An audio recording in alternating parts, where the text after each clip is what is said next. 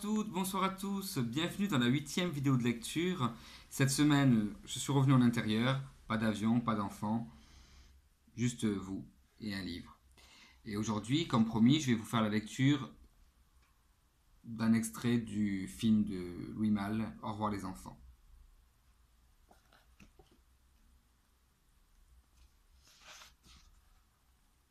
Gare de Lyon, 3 janvier 1944. Une femme de 40 ans et un garçon de 12 ans se tiennent devant un wagon en bois, de ceux qui avaient une porte par compartiment. Ils se font face, immobiles dans le flot des voyageurs. Il est habillé de culottes courtes, d'un chandail bleu marine et d'une cape noire. Elle porte un chapeau compliqué et une fourrure de la guerre qui lui arrive aux genoux. On voit qu'elle se maquille trop vite. Une joue est plus rose que l'autre. Le rouge déborde de ses lèvres. « Julien, tu m'as promis. »« Je ne pleure pas. Pas du tout même. Je viendrai vous voir dans 3 semaines. » Et puis vous allez sortir pour Mardi Gras. Tu verras, ça va passer vite. Julien relève la tête, ses yeux brillent. Pourquoi dites-vous ça? Vous savez très bien que ça ne va pas passer vite. Ton père et moi, nous vous écrirons souvent. Papa, je m'en fous. Vous, je vous déteste. Derrière eux, 2 garçons escaladent la portière avec 2 sacs à dos. Salut Quentin! Mes hommages, madame. Bonjour, bonjour. Tu es quand même content de retrouver tes camarades. Ah oui, Sagar. Quel crétin celui-là. Je peux pas le sentir. Elle rit. Elle se jette contre elle et l'étreint éperdument. On entend un sifflement des appels. Le contrôleur agite son drapeau. Un garçon de 16 ans les a rejoints. Encore en train de vous faire des mamours? Mon petit Julien, tu ne veux surtout pas manquer le train, un bon élève comme toi. Il fume une dernière bouffée et jette son mégot. François, je te défends de fumer. C'est pas du tabac, c'est de la barbe. C'est de la barbe de maïs, ça ne compte pas. Au revoir maman, soyez sage. Il embrasse sa mère et rejoint un copain qui l'attendait. La mère s'agenouille devant Julien et lui donne un baiser sur la joue. Le rouge laisse une trace ovale bien nette. Allez, monte. Elle l'entraîne vers la porte du compartiment, mais il se retourne et se serre contre elle, le plus fort qu'il peut, le bras autour de son cou, le nez dans son corsage. Elle chuchote en lui caressant la nuque. « Et moi? Tu ne penses pas à moi? Tu crois que c'est drôle? Tu me manques à chaque instant. J'aimerais me déguiser en garçon et te suivre dans ton collège. Je te verrai tous les jours.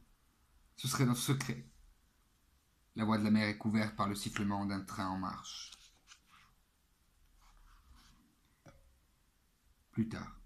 Un vent glacé souffle. Les élèves sortent des bains-douches, enfonçant leurs bérets sur leurs cheveux mouillés et se battant les bras contre la poitrine. « Grouillez-vous, Angèle !» Derrière eux, un jeune homme sort des bains-douches en veston. Il fait quelques pas et tranquillement enfile son manteau, qui porte une étoile jaune. Il s'éloigne. « Il a du culot, celui-là !»« Ta gueule, Babino !»« Allez vite, on va rentrer pas de course !» Julien dort. Un son léger persistant lui fait ouvrir les yeux. Bonnet a disposé 2 bougies sur la table de nuit. Debout, au pied de son lit, son béret sur la tête, il murmure. Julien, les yeux écarquillés, regarde cette silhouette qui tremble dans la lumière des bougies, écoute cette litanie qui ne lui rappelle rien. Il se redresse un peu, fait craquer son lit. Bonnet s'interrompt. Julien ferme les yeux. Bonnet reprend.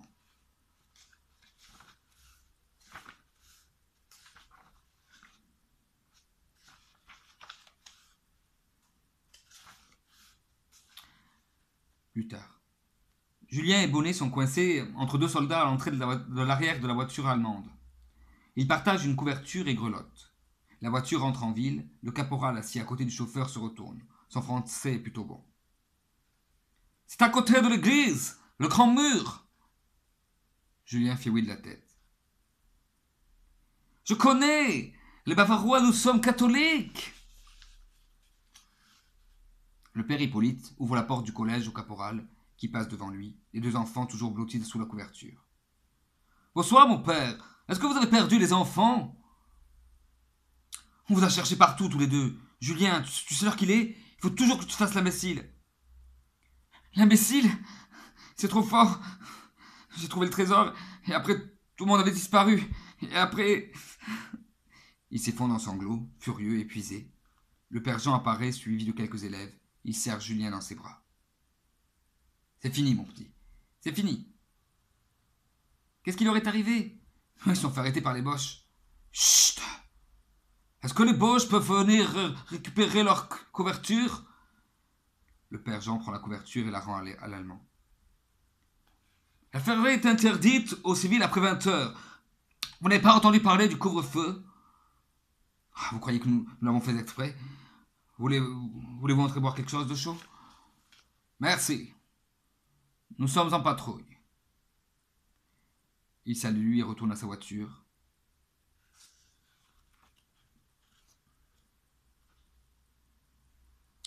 Plus tard, dans la salle de classe, M. Guibourg donne des nouvelles de la guerre. Une règle pointée vers la carte d'Europe sur laquelle les petits drapeaux marquent les positions respectives des armées. Les Russes ont lancé une grande offensive en Ukraine. D'après la radio de Londres, l'armée rouge a crevé le front allemand sur 100 km à l'ouest de Kiev. D'après Radio Paris, cette offensive a été repoussée avec de lourdes pertes. La vérité est probablement entre les deux. Bonnet lève la tête. Par la fenêtre, il voit Moreau courir et rentrer dans le bâtiment d'en face. Radio Paris ment, Radio Paris ment. Radio Paris ment, Radio Paris est allemand. En Italie, par contre, les Américains et les Anglais continuent de ne pas avancer d'un pouce devant le mont Cassin. Prenez vos cahiers, nous allons faire un exercice d'algèbre. Il écrit une formule au tableau noir. Un élève pète. Rire. Monsieur Guibourg ne se retourne pas. Je peux sortir, monsieur? C'est la soupe du collège. Faut toujours que ce soit vous, Sagard. Allez. Sagard sort. On entend une voix allemande. Halt! Sagard rentre dans la classe à reculons, poussé par un grand gendarme casqué. Il porte un imperméable vert olive, une plaque de métal lui barre la poitrine, et il a une mitraillette en bandoulière. Il renvoie Sagard à sa place. Julien et tous les autres ont les yeux fixés sur le soldat. Celui-ci s'efface pour laisser rentrer un homme petit, vêtu d'un manteau marron. L'homme remonte les pupitres, s'arrête devant le professeur qu'il salue sèchement. « Docteur Muller, Gestapo de Melun !» Il se retourne vers les élèves. « Lequel d'entre vous s'appelle Jean Kimperstein ?» Il parle bien français, avec un fort accent. Les élèves se regardent entre eux. Julien baisse les yeux figés. « Répondez !» Monsieur Guibourg. « Il n'y a personne de ce nom dans la classe. » Muller se met à marcher le long des pupitres, scrutant le visage des enfants. Il se retourne, aperçoit la carte d'Europe avec ses petits drapeaux. Il va arracher des drapeaux russes et américains. Il tourne le dos à Julien, qui ne peut s'empêcher de regarder vers Bonnet. Une fraction de seconde, Muller se retourne, intercepte le regard et traverse la classe, lentement, et vient se planter devant Bonnet. Celui-ci le regarde un long moment, puis il se lève, sans un mot. Il est blanc, mais très calme. Il range ses livres et ses cahiers en une pile bien nette sur son pupitre, va prendre son manteau et son béret accrochés au mur. Il serre la main des élèves près de lui, toujours sans un mot. Muller crie un ordre en allemand. Le Felden gendarme vient de tirer Bonnet par le bras, l'empêchant de serrer la main de Julien et le pousse brutalement devant lui. Il quitte la pièce. Le silence est rompu, après quelques secondes, par Muller. Ce garçon n'est pas français. Ce garçon est un juif. En le cachant parmi vous, vos maîtres ont commis une faute très grave vis-à-vis des autorités d'occupation. Le collège est fermé. Vous avez 2 heures pour faire vos bagages et vous mettre en rang dans la cour.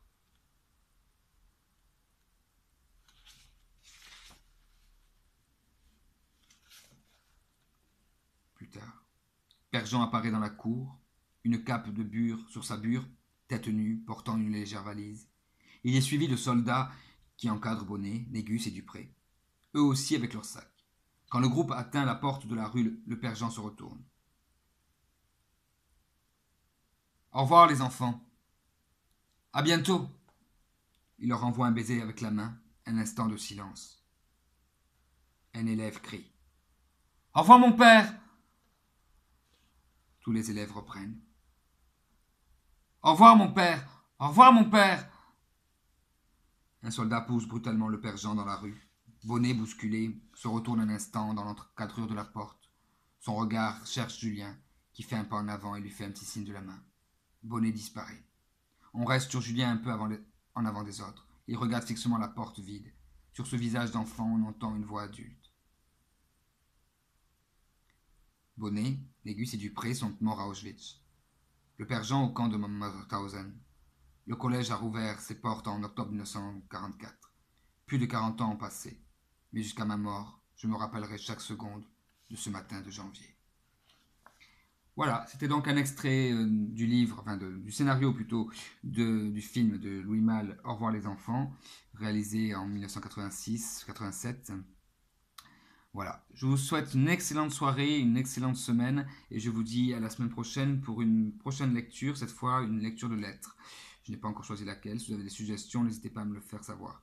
Je vous souhaite à bientôt, et je vous remercie d'être si présent lors de ces lectures. À bientôt.